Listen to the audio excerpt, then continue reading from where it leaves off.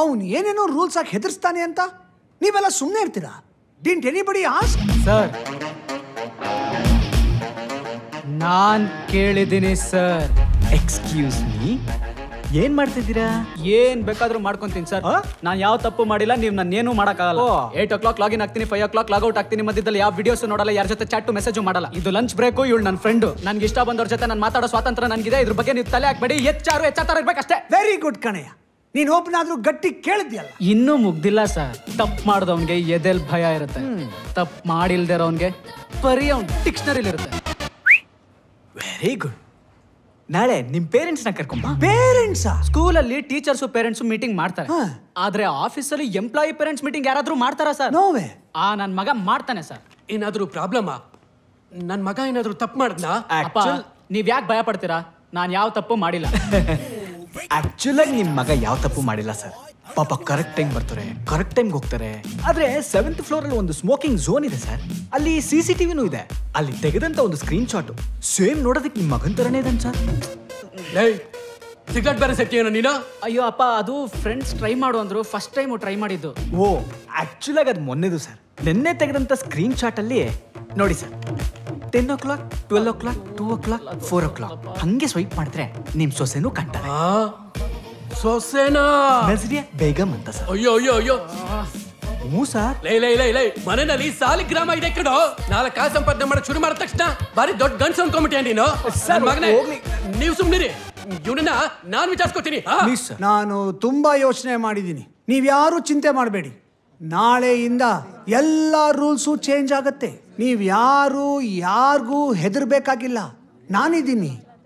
ಅದಕ್ಕೆ ಸಾಕ್ಷಿ ಲವರ್ಸ್ ಬನ್ನಿ ಇಲ್ಲಿ. ಹೆಂಗಿದೆ ಜೋಡಿ? ನಾಳೆನೆ ಇವರಿಬ್ಬರಿಗೂ ನಾನೇ ಮದುವೆ ಮಾಡಿಸ್ತೀನಿ. ಆ HR ಗೆ ತಾಕತ್ತಿದ್ರೆ ಈ ಮದುವೆ ನಿಲ್ಲಿಸ್ಲಿ. ಅವನೇನಾದ್ರೂ ನಿಲ್ಲಿಸ್ಬಿಟ್ರೆ ಮೀಸೆ ಬೋಳಿಸ್ಕೊಂಡ್ಬಿಡ್ತೀನಿ. ಇದೇ ನನ್ನ ಮಾತು, ಇದೇ ನನ್ನ ಶಪಥ. ಇವ್ರು ಇಷ್ಟೊಂದೆಲ್ಲ ಬಿಲ್ಡಪ್ ಕೊಟ್ಟು ನನ್ನ ಬಗ್ಗೆ ಕಂಪ್ಲೇಂಟ್ ಹೇಳ್ತಾ ಇದಾರಲ್ಲ, ಯಾರಾದ್ರೂ ಒಬ್ರು ನಾನು ಯಾಕೆ ಹಿಂಗಾದೆ ಅಂತ ಹೇಳಿದ್ರ? ಇಲ್ಲ, ನಾನು ಹೇಳ್ತೀನಿ. ಯಾರಿದು ಬೇಬು?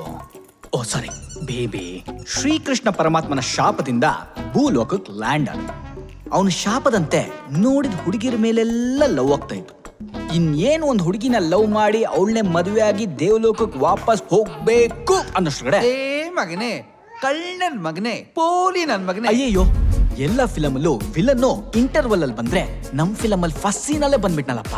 ನೀನು ಡಾಕ್ಟರ್ ಆದ್ರೂ ಆಗು, ಆಕ್ಟರ್ ಆದ್ರೂ ಆಗು, ಸನ್ಯಾಸಿ ಆದ್ರೂ ಆಗು, ಮೆಕ್ಯಾನಿಕಲ್ ಇಂಜಿನಿಯರ್ ಆದ್ರೂ ಎರಡು ಒಂದೇ ಅಲ್ವಾ? ನೀ ಏನಾದ್ರೂ ಆಗು, ಆದ್ರೆ ಅರೇಂಜ್ಡ್ ಮ್ಯಾರೇಜೇ ಆಗ್. ಸೊ ಇವರೇ ನಮ್ಮಪ್ಪ ನಾರಾಯಣ್. ಇವ್ರು ಎಲ್ಲಾ ವಿಚಾರದಲ್ಲೂ ಎಸ್ ನಾರಾಯಣ್. ಲವ್ ವಿಚಾರದಲ್ಲಿ ಮಾತ್ರ ನೋ ನಾರಾಯಣ್. ಯಾವ ಲೆವೆಲ್ಗೆ ನೋ ಅಂದ್ರೆ ರಾಯ್ರೇ, ಜ್ಯೇಷ್ಠ ಪುತ್ರ, ಜ್ಯೇಷ್ಠ ನಕ್ಷತ್ರ. ಓಹೋ, ಆಯಿಂದ ಹೆಸರಿಡಿ, ಒಳ್ಳೇದಾಗುತ್ತೆ. ಆಗ್ಲಿ. ಆಯಿಂದ ಅಂದ್ರೆ ಆರ್ಯವರ್ಧನ್ ಅಂತ. ಆರ್ಯವರ್ಧನ ಒಂದೊಳ್ಳೆ ಹೆಸರನ್ನ ನಾನು ಇಡ್ತೀನಿ. ಅಪ್ಪಣ್ಣ.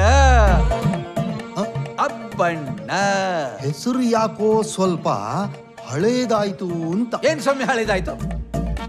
ನಾನೇನೇ ನಿರ್ಧಾರ ತಗೊಂಡ್ರು ಅದಕ್ಕೊಂದು ಲಾಜಿಕ್ಕು ಖಂಡಿತ ಇರುತ್ತೆ. ಈಗ ನಾಳೆ ಈ ಮಗು ಬೆಳೆಯುತ್ತೆ, ಸ್ಕೂಲ್ಗೆ ಹೋಗುತ್ತೆ, ಲವ್ ಬರುತ್ತೆ ಅಂತ ಇಟ್ಕೊಳ್ಳಿ. ಆಗ ಹೆಣ್ಣುಮಕ್ಕಳು ಇವನನ್ನ ಏನಂತ ಕೂಗ್ಬೇಕು? ಅಪ್ಪ ಅಂತಾನಾದ್ರೂ ಕರೀಲಿ, ಅಣ್ಣ ಅಂತಾನಾದ್ರೂ ಕರೀಲಿ, ಲವ್ವರ್ ಅಂತ ಮಾತ್ರ ಕರಿಬಾರ್ದು. ಅಪ್ಪಣ್ಣ ಅಪ್ಪಣ್ಣ